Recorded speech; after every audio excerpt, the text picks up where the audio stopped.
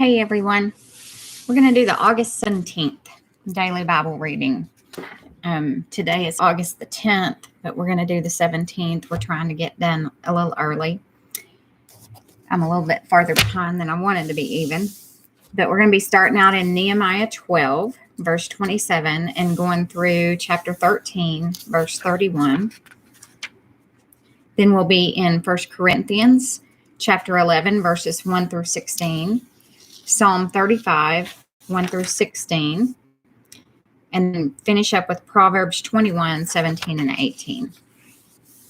So for the dedication of the new wall of Jerusalem, the Levites throughout the land were asked to come to Jerusalem to assist in the ceremonies.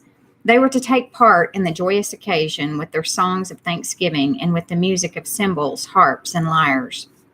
The singers were brought together from the region around Jerusalem and from the villages of the Netophathites.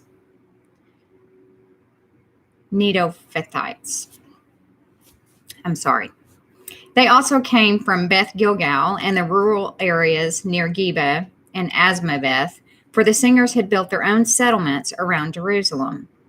The priests and Levites first purified themselves, then they purified the people, the gates, and the wall. I led the leaders of Judah to the top of the wall and organized 2 large choirs to give thanks. One of the choirs proceeded southward along the top of the wall to the dung gate.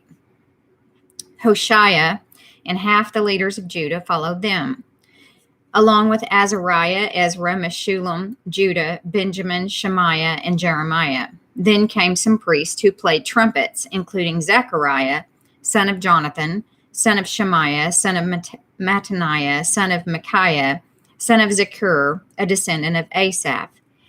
And Zechariah's colleagues were Shemaiah, Azarel, Milalai, Gilalai, Maai, Methanel, Judah, and Hanani.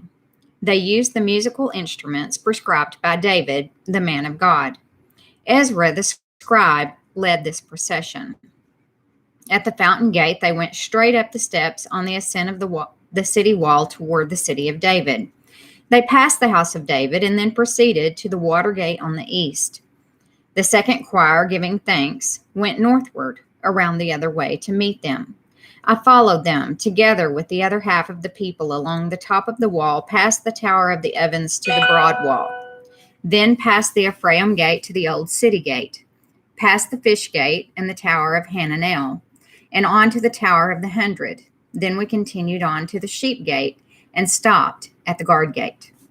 The 2 choirs that were giving thanks then proceeded to the temple of God, where they took their places. So did I, together with the group of leaders who were with me. We went together with the trumpet-playing priest, Eliakim, Maaseiah, Miniamin, Micaiah, Eloini, Zechariah, and Hananiah, and the singers, Maaseiah, Shemaiah, Eleazar, Uzai, Jehohanan, Malchijah, Elam, and Ezer. They played and sang loudly under the direction of Jezrahiah, the choir director. Many sacrifices were offered on that joyous day, for God had given the people cause for great joy. The women and children also participated in the celebration, and the joy of the people of Jerusalem could be heard from far away. On that day, men were appointed to be in charge of the storerooms for the offerings, the first part of the harvest, and the tithes. They were responsible to collect from the fields outside the towns the portions required by the law for the priests and Levites. For all the people of Judah took joy in the priests and Levites and their work. They performed the service of their God and the service of purification as commanded by David and his son Solomon. And so did the singers and the gatekeepers. The custom of having choir directors to lead the choirs in hymns of praise and thanksgiving to God began long ago in the days of David and Asaph. So now, in the days of Zerubbabel and Nehemiah, all Israel brought a daily supply of food for the singers, the gatekeepers, and the Levites. The Levites in turn gave a portion of what they received to the priest, the descendants of Aaron. On that same day, as the book of Moses was being read to the people, the passage was found that said, "No Ammonite or Moabite should ever be permitted to enter the assembly of God, for they had not provided the Israelites with food and water in the wilderness.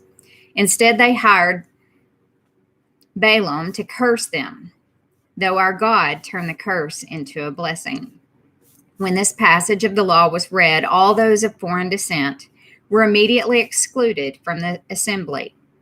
Before this had happened, Eliashib the priest, who had been appointed as supervisor of the storerooms of the temple of our God, and who was also a relative of Tobiah, had converted a large storage room, and placed it at Tobiah's disposal. The room had previously been used for storing the grain offerings, the frankincense, various articles for the temple, and the tithes of grain, new wine, and olive oil, which were prescribed for the Levites, the singers, and the gatekeepers, as well as the offerings for the priest.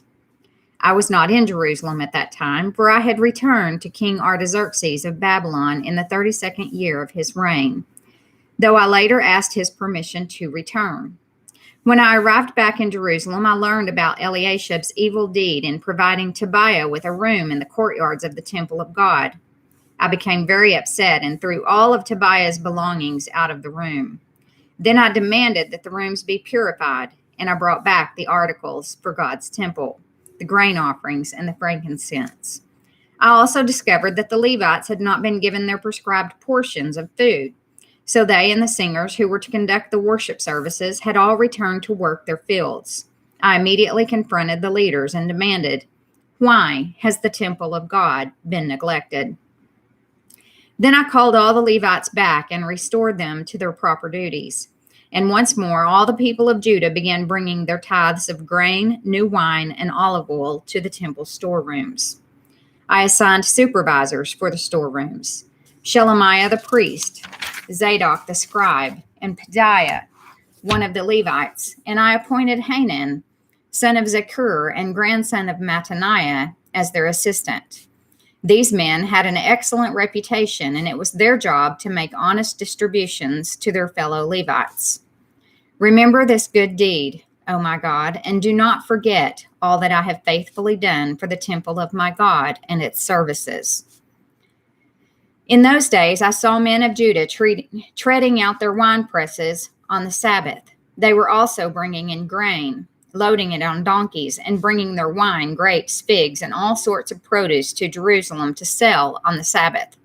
So I rebuked them for selling their produce on that day. Some men from Tyre who lived in Jerusalem were bringing in fish and all kinds of merchandise. They were selling it on the Sabbath to the people of Judah, and in Jerusalem at that. So I confronted the nobles of Judah. "Why are you profaning the Sabbath in this way?" I asked. "Wasn't it just this sort of thing that your ancestors did that caused our God to bring all this trouble upon us and our city? Now you are bringing even more wrath upon Israel by permitting the Sabbath to be desecrated in this way." Then I commanded that the gates of Jerusalem should be shut as darkness fell every Friday evening, not to be opened until the Sabbath ended. I sent some of my own servants to guard the gates so that no merchandise could be brought in on the Sabbath day.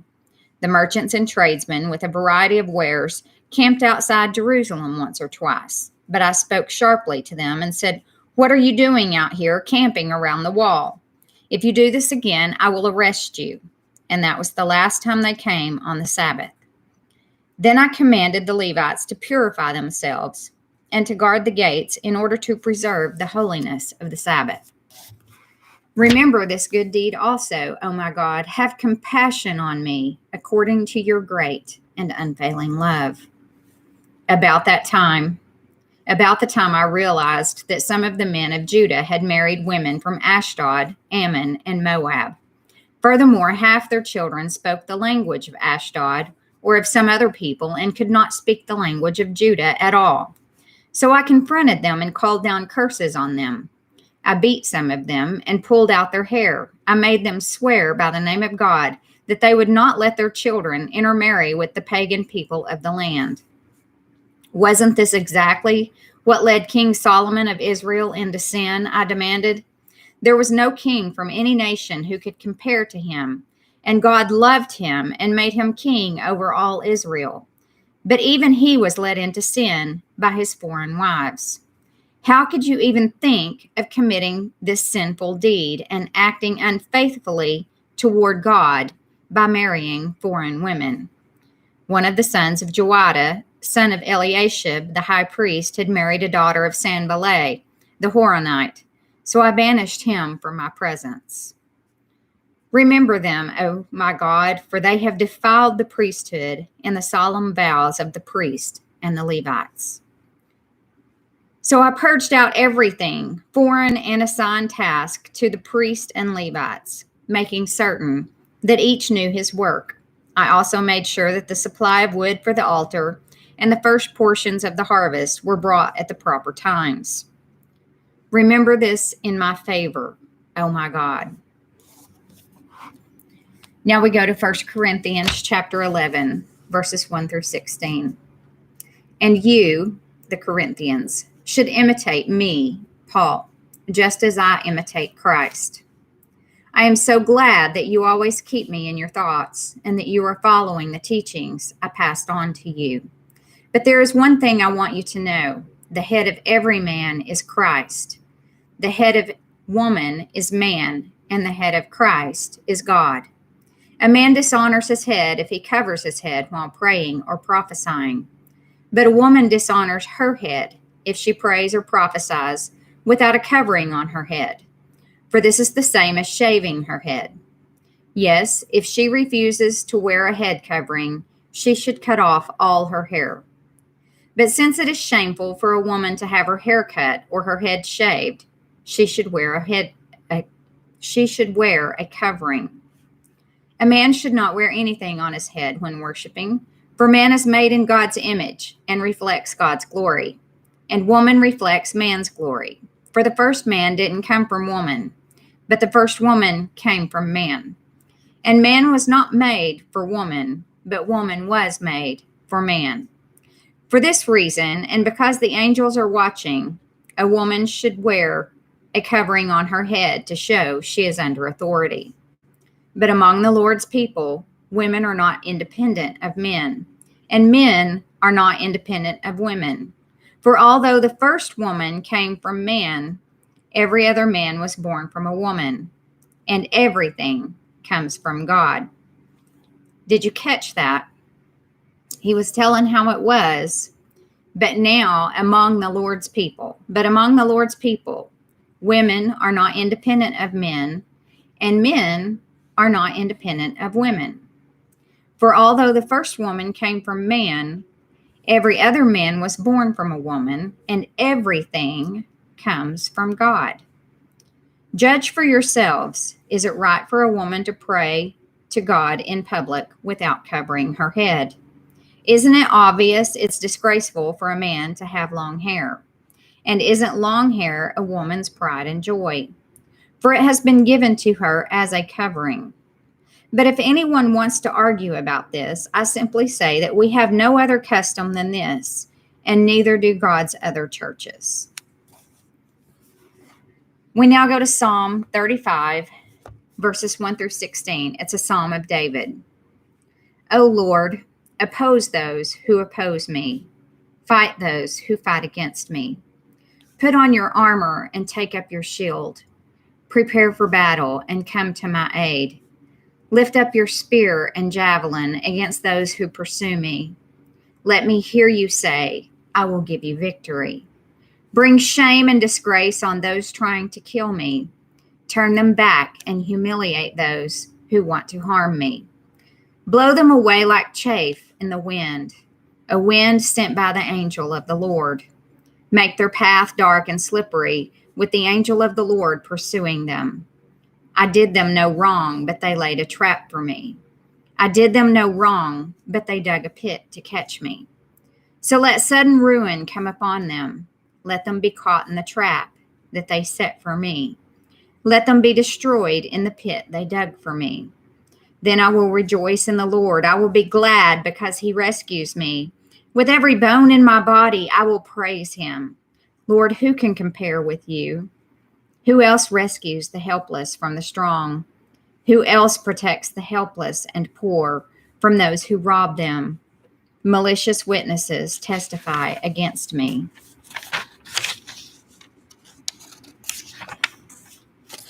They accuse me of crimes I know nothing about. They repay me evil for good. I am sick with despair. Yet when they were ill, I grieved for them. I denied myself by fasting for them. But my prayers returned unanswered. I was sad, as though they were my friends or family, as if I were grieving for my own mother.